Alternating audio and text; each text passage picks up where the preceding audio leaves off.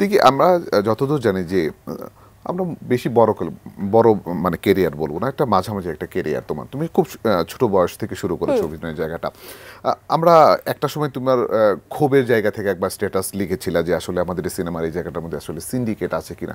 তোমার কি এখনো কি মনে হয় যে এই জায়গাটা সিন্ডিকেট আছে? সিন্ডিকেট সব সময় থাকে, এটা আসলে সিন্ডিকেটটা ভাঙলে তো অনেক আগেই আসলে নরমাল হয়ে যেত। সিন্ডিকেট ভাঙা যায় না দেখেই যুগ যুগ ধরে সিন্ডিকেট থাকে, সিন্ডিকেটের মানুষরা বাড়ে। হয়তো বা আমি কোনোদিন একটা কোনো সিন্ডিকেটে ঢুকবো, হ্যাঁ, এরকম আমার জায়গায় আরেকজন এসে বলবে যে এখন ও তো হয়ে গেছে আমি আর পাচ্ছি না, কিন্তু সিন্ডিকেটটা থাকবে। হয়তো বা বেশি হবে, কম হবে, হয়তো বা অনেক কমে আসবে, যারা 5 জন থাকতো এখন 2 জন সিন্ডিকেট করবে এরকম, কিন্তু এটা থাকবে এবং এটা মেনে নিতে হবে। একটা টাইমে খুব হতাশ লাগতো, ইনফ্যাক্ট এখনো মাঝে মাঝে লাগে যে আল্লাহ এই কাজগুলো তো আমার কাছে আসছিল, কিংবা এই কাজগুলোর কথা আমার হলো কিন্তু দিন শেষে আমার হচ্ছে না। এরকম না যে স্ট্যাটাসের পরে এগুলো বন্ধ হয়ে গেছে, আরো অনেক হয়েছে, হয়তো আমি বলিনি।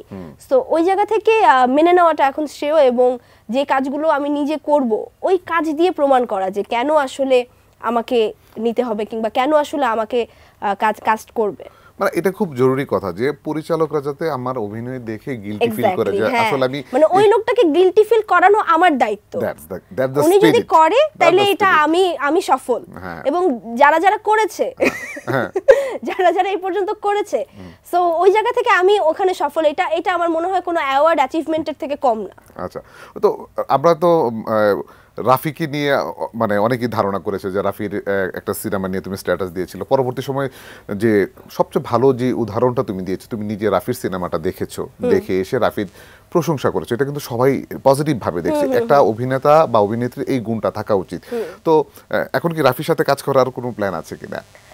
নট অনলি দ্যাট, আমি আরেকটু অ্যাড করি যে আমার 36/24/36 এর প্রিমিয়ারে কিন্তু রাফি ভাইয়া ছিল।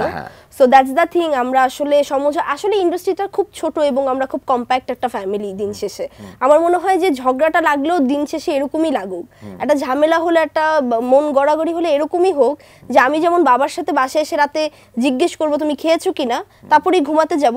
সো আমাদের একটা ভালো কাজ আসলে আমরা অ্যাপ্রিসিয়েট করতে দৌড়িয়ে চলে যাব, এটাই আসলে হওয়া উচিত। এবং কাজের জায়গা থেকে যদি বলি, যে কথা তো হয়েছে আমাদের খুব রিসেন্ট, তো আমরা কিছু কাজের থটসও শেয়ার করেছি একসাথে, যে আমরা করলে কীরকম কী করতে পারি।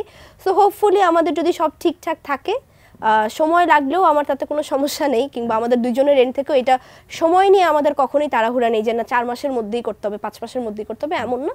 বাট আমরা যদি ওরকম প্রপার একটা ওয়ে পেয়ে যাই, কিংবা আমাদের গল্প বিল্ড আপটা ঠিকঠাক হয়ে যায়, তাহলে হয়তো আমরা একটা কাজ উপহার দিতে চাই।